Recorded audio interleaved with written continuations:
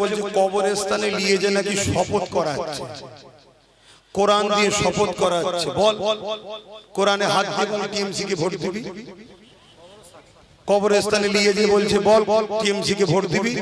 হারা তোদের কপাল এত খারাপ হয়ে গেছে, লোককে কবরে নিয়ে যেতে হচ্ছে। তোদের অবস্থা এত খারাপ, তোদের মাননীয় বলল কোরআন শেষ হয়ে যাবে, লাস্টে সেই কোরআন কি শপথ করাতে হচ্ছে। এর মশলা আমি আপনাদেরকে বলে যাই, হারাম কাজে জুলুমের কাজে যারা কোরআনকে ব্যবহার করে এবং ধর্মীয় কোনো কাজকে ব্যবহার করে, ওই শপথটা আল্লাহর কাছে গ্যারান্টেড হয় না। বুঝতে পারছেন? দ্বিতীয় নম্বর কথা, কেউ যদি কোরআনে বা কোন শপথ করে, কবরস্থানে তো শপথ হয় না, শপথ হয় আল্লাহর কসমে। কথা বুঝে আসছে? কেউ যদি কোরআনে হাত দিয়ে বা আল্লাহর কসমে শপথ করে যে এই কাজটা করবি বল, আর সে যদি দেখে এটা না করলে আমার জান চলে যাবে, তাহলে তাকে শপথ করতে হবে, জান বাঁচানো ফরজ। শুনছেন? আর যদি দেখে যে জান যাবে না, তারপরেও যদি কোরআনে হাত দিয়ে বা কসম খেয়ে মিথ্যার জন্য অন্যায়ের জন্য শপথ করে, যে শপথ করবে সেও গুনাহগার, যে শপথ করাবে সে ইসলাম থেকে বেরিয়ে যাবে।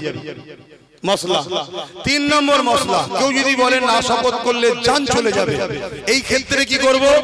তাই ক্ষেত্রে সে আল্লাহ তো দেখছে, নাচারে শপথ করলো, কিন্তু দেখা যাচ্ছে যে শপথ করলো তার বিরুদ্ধেই তাকে দাঁড়ানো জরুরি হয়ে গেল। কেন? ও থাকলে পরে আবার জুলুম করবে। কথা বুঝছেন তো নাকি? কিন্তু আপনি যে শপথ করেছেন, আপনি কি করবেন? আপনি 3টে রোজা রেখে দেবেন, হক আদায় হয়ে যাবে, কাফারা। 3টে রোজা। আর রোজা এত ভালো জিনিস, সপ্তাহে একটা করে রাখবে যারা, তাদের লিভার ক্যান্সারের মতো রোগ থেকে বেঁচে যাবে। জোরে বলুন সুবহানাল্লাহ। 3 জুম্মায় 3টে রোজা রেখে দেবেন, কাফারা মিটে যাবে। কিন্তু যারা কোরআনকে নিজেদের অন্যায়ের স্বার্থে ব্যবহার করে, সেই বেঈমানদের কোনোভাবে সাপোর্ট করা যাবে না। দ্বিতীয়, দুটো লোক, এক নম্বর লোক হচ্ছে ওয়াকাফকে মিটাতে চায়, ওয়াকাফের হয়ে আন্দোলন করলে কেস দেয়। শুনছেন?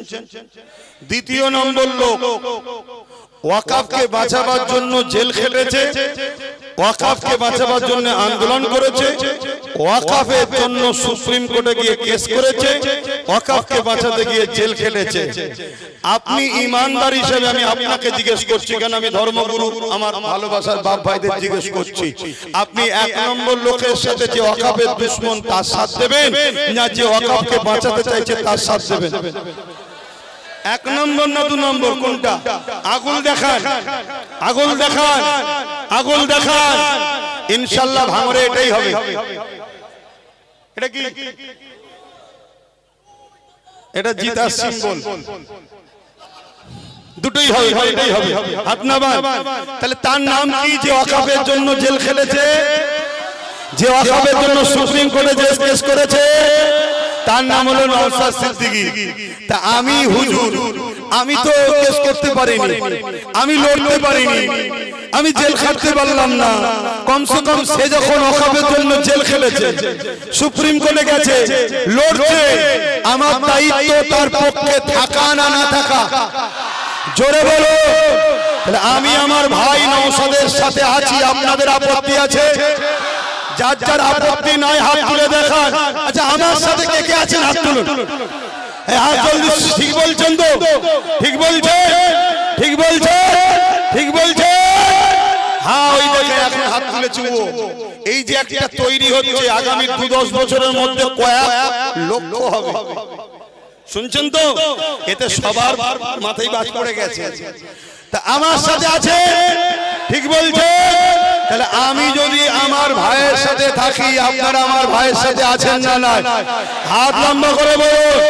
আল্লাহকে সাক্ষী রেখে ওয়াদা করছেন, ওয়াদা করছেন, বলুন আয় আল্লাহ, আমি সাক্ষী দিচ্ছি ভাইজান আব্বাস সিদ্দিকীর সাথে আছি, তার কথা মতো নওশাদ সিদ্দিকীর সাথে থাকবো। কথা ক্লিয়ার? হাত নামান। অঙ্গীকার আমি করিয়েছি। কথা বুঝে আসছে ভাই? কাউকে জোর করালাম, কাউকে কবরস্থানে টেনে গেলাম, কেউ যদি না করতো, ভেতরে হাত না রাখতো, আমি কি জুলুম করতাম? না, করব না। জোর করে প্রেম হয় না। আজকে কেউ 10 লাখ দিলে তার সাথে যদি তুমি, আজকে ধরুন আমি আপনাকে 10 লাখ দিলাম, আপনি আমার সাথে চলে এলেন, কালকে কেউ 20 লাখ দিলে তার দিকে পালাবেন। এজন্য পয়সা দিয়ে কখনো ভালোবাসা কিনা যায় না। এটা এখানকার সম্পর্ক, এটাকে কখনো কেউ কিনতে পারবে না। তাই আমি বলতে চাইছি, হসপিটালের কথা যারা জিজ্ঞাসা করছে তাদের জবাবটা একটু দিয়ে দোয়া করে দেবো। সকলে বসে যান।